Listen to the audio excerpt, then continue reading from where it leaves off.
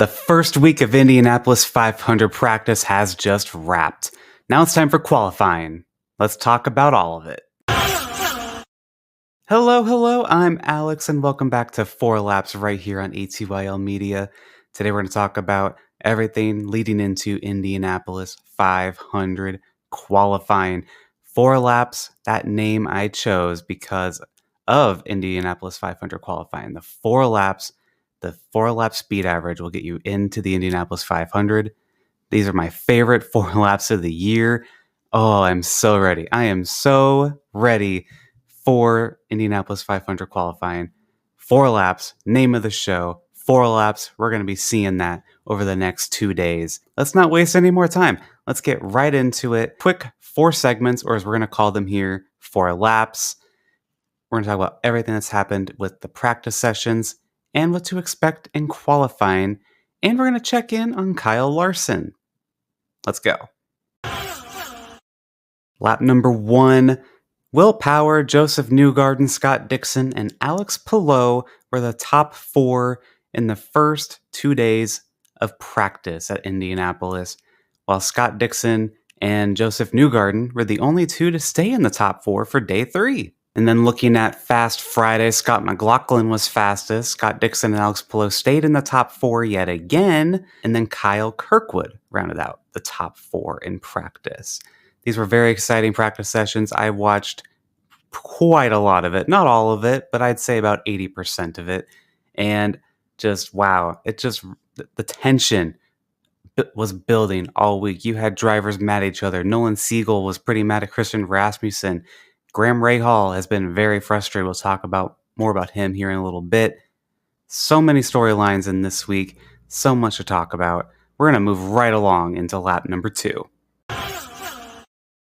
Lap number 2, I want to talk about something that has actually surprised me a bit.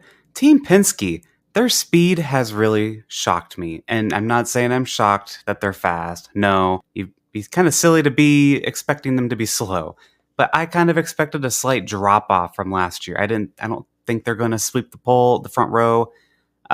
Maybe they will. I don't know. The speed that they've shown so far this week has shown me they have not missed a beat, even with the introduction of the hybrid. I thought maybe they'd fall back into like the 4th to 7th range just because of the hybrid and the extra weight added to the car. I thought maybe some teams would kind of jumble up the top of the chart here, but doesn't really look like it. I mean, Dixon and Palou have been right there, of course, but I thought the Penskes would fall just a little bit, but it doesn't appear that is the case at all. But there is a factor in this and why I'm not so certain that they will take the front row or they're even guaranteed to all make the Fast 12, though I think that is very likely. I want to stress that. I think it is super, super, super likely that they will all make the Fast 12 and maybe even the Fast 6. But here's the thing. Joseph Newgarden is going out 33rd, Scott McLaughlin 27th, and Will Power ended up drawing 18th. He's going to be about in the mid-pack. He might have the best lap of the 3 if the speed earlier does matter more. If you're going to get a really good time on Saturday, you really want to go out early, which Marcus Ericsson and Pato O'Ward will be going out 1st and 2nd. And now let's head into lap number 3. And now we're into lap 3 presented by Happy Hour Racing.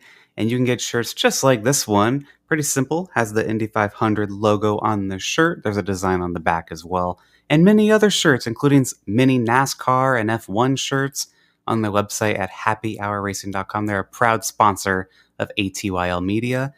Thank you, Happy Hour Racing. And again, you can visit them at happyhourracing.com. You can find some shirts and hats. Plenty of things to find over there. happyhourracing.com. For lap number 3, I would like to focus in on Kyle Larson and his attempt at the Indianapolis 500 and Coca-Cola 600 double attempt. He, of course, tried this last year, but rain prevented that from fully happening. He did, of course, stay in Indianapolis to run the Indianapolis 500. We know that that will not happen this time, and he is prioritizing the Coca-Cola 600 instead. I got to talk to Kyle Larson a little bit at Lakeside Speedway in Kansas City, Kansas. I asked Kyle, hey, what would you pitch to NASCAR and IndyCar fans who know you from those series, but haven't really checked out anything with dirt racing? Here's what he had to say. Take a chance, come on out. I'm sure you'll love it. shorter races, pretty intense racing too. So it's more action-packed probably. Thank you again to Kyle for his time last week at the High Limit Sprint Car race. But I want to talk about his Fast Friday. He, of course, did end up crashing. It wasn't a major crash. They were able to get back out there. They replaced the rear and the front wing on the car, and they were able to do like a little test lap, just make sure everything looks good. And there's another practice session before qualifying starts on Saturday. And hopefully things will be good to go for Kyle. And Kyle Larson will not be sticking around for the Fast 6 qualifying this time around on Sunday because qualifying is taking place an hour later than it did last year. He made the Fast 6 a year ago, but if he does this year, he will not be doing that. He will simply start in 6th position as he is flying out to North Wilkesboro to do the NASCAR All-Star race. Hopefully he doesn't get into bump day. I'm not sure what would happen in that scenario now that he has like a crashed car and everything. Again, I think he'll have enough speed to make it beyond Fast Friday and everything, but something to think about. Tony Kanaan, I want to talk about him for a moment. He is the team principal of McLaren's IndyCar team. He's also the 2004 IndyCar champion and the 2013 Indianapolis 500 winner. Talking about him because he completed a refresher program in Kyle Larson's 17 car, just in case Kyle Larson has to miss the start of the Indy 500 due to commitments over in NASCAR for the NASCAR 600. Kanaan would start the race in the Indianapolis 500. If that doesn't happen, however, we've probably seen Tony Kanaan's last laps in an IndyCar around Indianapolis. Bittersweet either way. Hopefully we don't have to see Kanaan back in the car. I would love to see Kyle Larson properly complete the double. Lastly, outside of Kyle Larson, the only other major crash we have seen is Kyffin Simpson, who also crashed on Fast Friday. Simpson, unlike Larson, is going to a backup car. His crash was very violent, and it happened off turn 4 and right around pit entry. The only other crash that happened wasn't really a crash. It was just a spin. No contact was made with anything. Was Christian Rasmussen, and he was able to advance perfectly fine. Thank you again to Happy Hour Racing for sponsoring Lap 3. And now let's move on to Lap 4. Lap 4, who's getting bumped from the Indianapolis 500 and who will win the pole?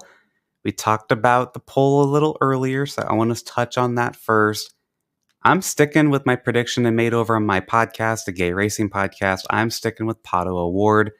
Like I said earlier, he has that second draw on Saturday. He's going to have a pretty good run. I think that's going to give him a lot of confidence. He's going to have a lot of time throughout the day, and that team's going to be able to make some adjustments that other teams won't. They're going to have speed, get into that Fast 12. We'll see what they can do on the Sunday. I know they haven't exactly had the most speed throughout the week, but I'm going to stick with it. It's a pick I made before we even had tracks on track at all this week outside of testing a few weeks back. I'm sticking with Pato O'Ward for pole, but if it's not Pato, I would look at Scott McLaughlin to go back-to-back on poles. Maybe Alex Palou gets another pole win, or even Joseph Newgarden, who is attempting to go 3 in a row and wins. Maybe he'll get his first Indy 500 pole. Now, who's getting bumped? Again, like I said on my podcast, I was saying Robert Schwartzman is probably my pick because of Prema. Prema hadn't done an oval at all, and Robert Schwartzman himself has never done an oval either. I was not feeling good about them, and then on Tuesday, it was looking like my concerns were right because Prema was just super slow. They only got around 20 laps in at all between the two drivers, Schwartzman and Callum Ilott. But now that on Fast Friday, Robert Schwartzman put up a heck of a lap that I never would have seen coming. So I'm not so sure on him anymore being the one who's going to get bumped.